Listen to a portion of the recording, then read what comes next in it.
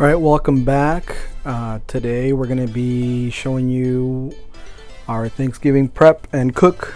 We're going to start with our mac and cheese shredding, or just, I guess it's just cheese shredding. We're not shredding the mac.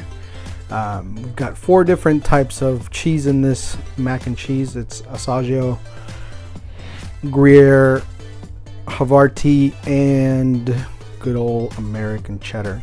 So it was about half a block of each of the cheeses in this grate, and it didn't take too long, which was nice. I was kind of worried about how long it would take, but it was pretty quick. And the cheddar is sharp, and it's mostly for color and a little bit of flavor, but the other cheeses are really what give this mac and cheese kind of its unique deliciousness. Up next, we're going to start getting our bird ready. We've got chives, rosemary from the garden, sage from the garden, and thyme from the garden.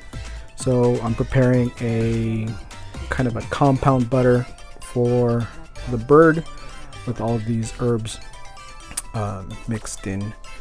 I did mess up a little bit in that I didn't soften the butter too much before I started this. So you'll see that in a minute. The butter was pretty hard still, even though it had been sitting at room for a little while. So it was pliable, but it wasn't as smooth as I had needed it to be. Thankfully, I worked it long enough that it got to be pretty soft just with friction and time, and then it was pretty easy to work. Make sure you season your salt and pepper pretty aggressively. No need to be shy with the salt, pepper, and I also added some not garlic salt, just plain garlic. And you can see here that by the time I kept working it in, it got pretty soft and pliable, which is what I really needed in order to not only mix everything really well into it, but also to work into the bird.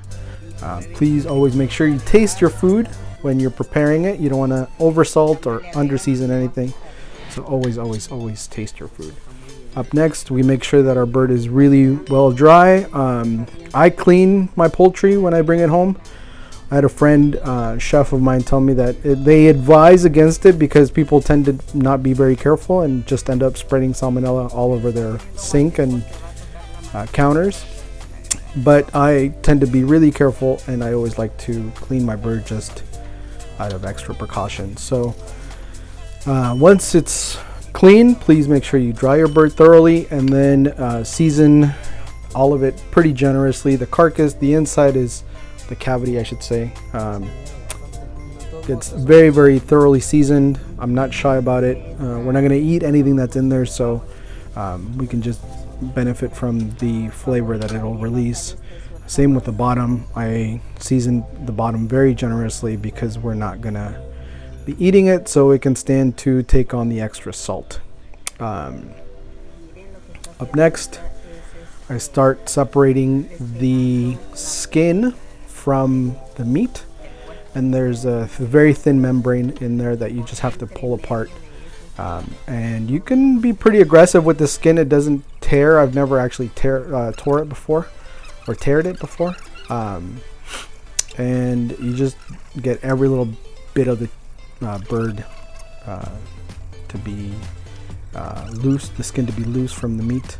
And then you start piping your, I guess this is not piping, hand piping, your butter, your compound butter into the space between the skin and the meat. After that, you generously cover the bird with the butter, whatever's left of the butter. It is a lot of butter, don't get me wrong, but the bird comes out so juicy and not dry or gross. It's actually the way I've prepared my bird every year since I started making Thanksgiving, and I've never overcooked the bird. Then you make sure that once it's all coated and evenly distributed, the butter, then you start seasoning the outside of the bird, salt, pepper, a little bit of that garlic, that powdered garlic, and Again, be generous. It's a big piece of meat. You won't be able to really over season it. It'll be pretty hard if you got to be pretty deliberately trying to over season it in order to do so. Hand crushed coarse pepper, and again, the inside cavity. Don't forget the inside cavity. I always top the bird off with a little bit of orange juice. I just like the flavor it gives it. And full disclosure, this is Gordon Ramsay's Thanksgiving bird recipe. I bought a small bird this year because there was only a handful of us, so this is only 10 pounds. As long as you follow the rule of thumb of 10 minutes per pound, 12 minutes per pound, and keep an eye on the bird as it's in the oven, you will not overcook it. But make sure you have a meat thermometer and that you're keeping an eye on the temp and the time. I always stuff the bird with rosemary, oranges, garlic. You'll see me put a whole clove of garlic and a whole onion in there as well. I also drop in some orange juice for extra flavor. Season the bottom some more. Here we go with our onions. Just big chunks. No need to get fancy with it or be too gentle. This is all, instead of stuffing, I just fill the cavity with aromatics, and I have always enjoyed the flavor. I have yet to receive any complaints. I'm sure if anybody has complaints, they'll let me know about it in the comments. I top off the bird with some more chives, some more rosemary, and sage. Then after that, I'm forgetting what my next step is. I usually put oil on top of the bird to keep the butter from burning and browning too fast, and add chicken stock on the bottom of the pan to keep good moisture around the bird. This will also keep it from drying out, and just it'll also make good au jus at the end of the cook. You just have to strain it, clean it up, and thin it down a little bit, and you'll have a nice au jus. I don't like gravy. I've never liked gravy, so I just make an au jus for my quote-unquote gravy component. Once that's all set, I start working on the roast. I couldn't find a big roast this year. I like a 5-pounder, so I did a 2 and a 3-pounder, and I actually found that 3 pounds is probably the perfect size for a roast, because I could reverse sear it, get it to perfect temp, and then that still gave me enough time to get a really nice crust on the sear with 3 minutes on each side and the cap. So season heavily, lots of salt, lots of pepper, and you'll see here I also just cram some garlic cloves into the meat and some rosemary to just give it some nice aromatic flavor and smell. Again, don't be shy about your seasoning. It's such a big piece of meat that you can't over season it, and all of that flavor will just turn out great at the end. You'll be happy that you added all of this flavor to your prep. So don't be shy.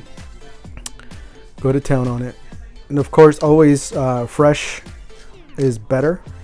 So if you can avoid, buying pre-packaged coarse salt and pepper, then you're gonna be much better off for it. I don't know why I shot so much video footage of me seasoning this meat. I thought I had also edited out, so now I'm just rambling, but here we go. Here's the garlic, here's the rosemary, and it's gonna sit like this for a little bit, just so that picks up some of those flavors, some of that aroma. But you don't want to leave it sitting for too long after it's been seasoned. You want to kind of season and get it in the oven relatively quickly. So again, this was a reverse sear, so it was 200, I believe 200 degrees in the oven for about an hour and 15 minutes. Up next, we start our prep on our pomme puree. I don't make mashed potatoes. I love mashed potatoes, but I don't make mashed potatoes. I make a pomme puree. So first goes through the potato ricer to get it nice and fluffy, and then it goes through this I forget the name of this piece of equipment. It's gonna come to me, but anyways, I strain it through this sieve and it gets even more fine. You can see how small the holes are on the device here. God, I can't believe I'm forgetting the name of this strainer, but it'll come to me.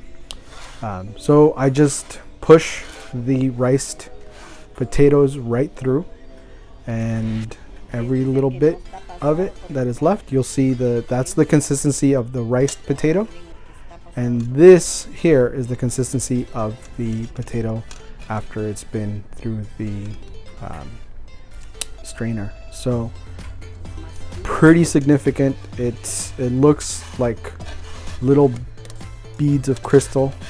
It's so fluffy, and it almost ends up feeling like masa in your hands if you have ever made tortillas or tamales. It has a very masa-y consistency. We had some extra potatoes, so we decided to make some smashed potatoes. Basically, you just take a boiled potato, you smash it with the bottom of a cup, and then you dress it. I had the little guy, he helped me throughout the entire day. He really wanted to be involved with our Thanksgiving prep this year, so he was super helpful. And here he is helping me pick some rosemary off the stems, and he helped me dress everything and season everything.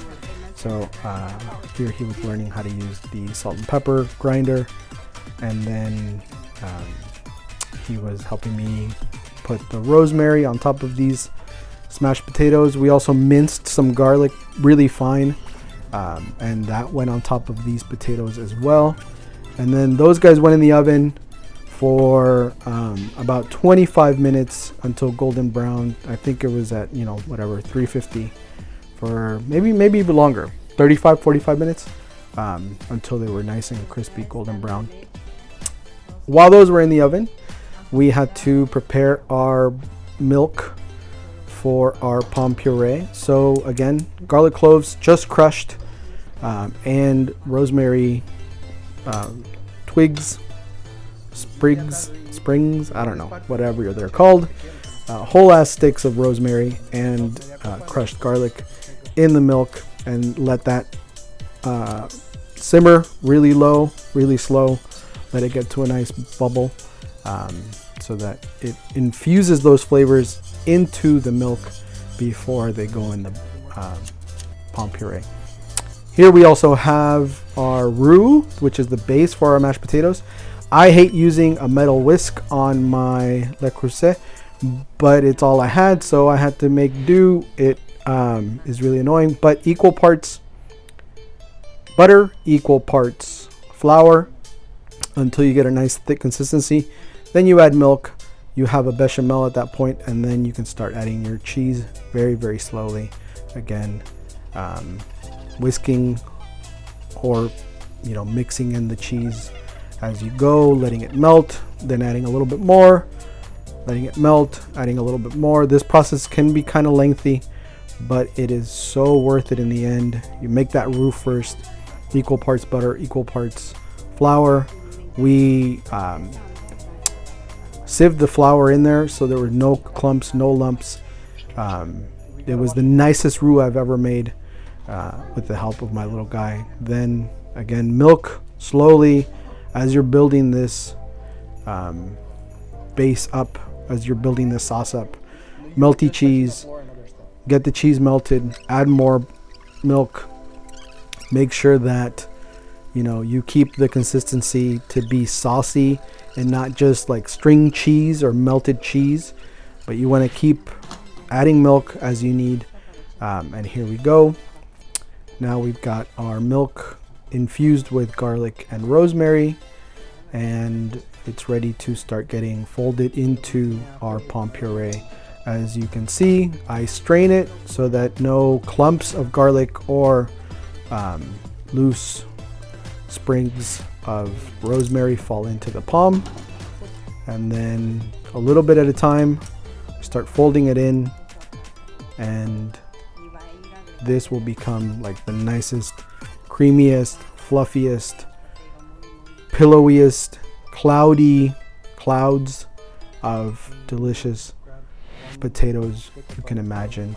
A little humble brag here. I had pomme puree at Bouchon, which is Thomas Keller's restaurant in Las Vegas. And I was really excited because this is actually Thomas Keller's recipe through the chinois. I think that's what it's called, is a chinois, that strainer that I was talking about earlier. And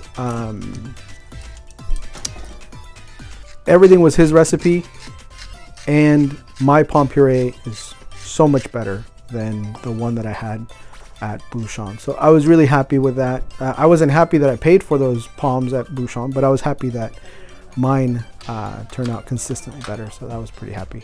There are the smashed potatoes. They came out nice and golden brown.